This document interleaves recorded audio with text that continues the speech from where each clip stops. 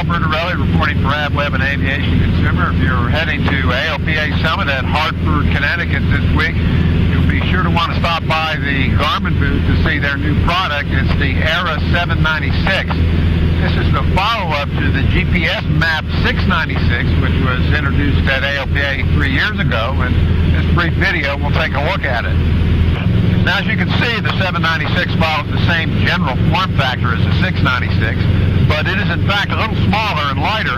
It also has a much faster video processor and a longer-lasting lithium-ion battery. The 796 has all the features that the 696 did, but Garmin has added some stuff too. First of all, it's touchscreen controllable like the other Aera products, and it's capacitive interface like a smartphone. So that means you can pinch scale and finger scroll the maps, which you couldn't do with the 696 or even the earlier model Aeras. The capacitive touchscreen is both more sensitive and more accurate than the resistive technology Garmin used in earlier Aera models. One of the 696's selling point is that it's the first portable with synthetic vision, which Garmin calls 3D vision. By pressing this button, the 396 displays a miniature airplane flying into a detailed synthetic landscape with resolution of about 9 arc seconds. That means it shows good ground detail and obstacles. On the left and right of the screen are airspeed and altitude tapes, and there's a heading tape at the top of the page. As you turn the airplane icon responds with a bank turn. Since this is GPS-derived position data, the display can't show pitch, but it's certainly enough to keep you upright in the clouds. Here's one cool feature of 3D vision. Touch the screen and you can finger scroll 360 degrees around the airplane.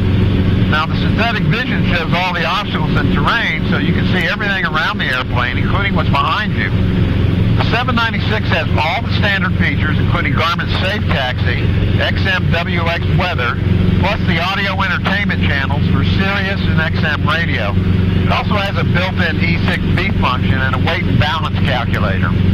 Unless you've been living under a rock, you've probably noticed that Garmin's portables have been under an onslaught of competition from the iPad and iPad applications.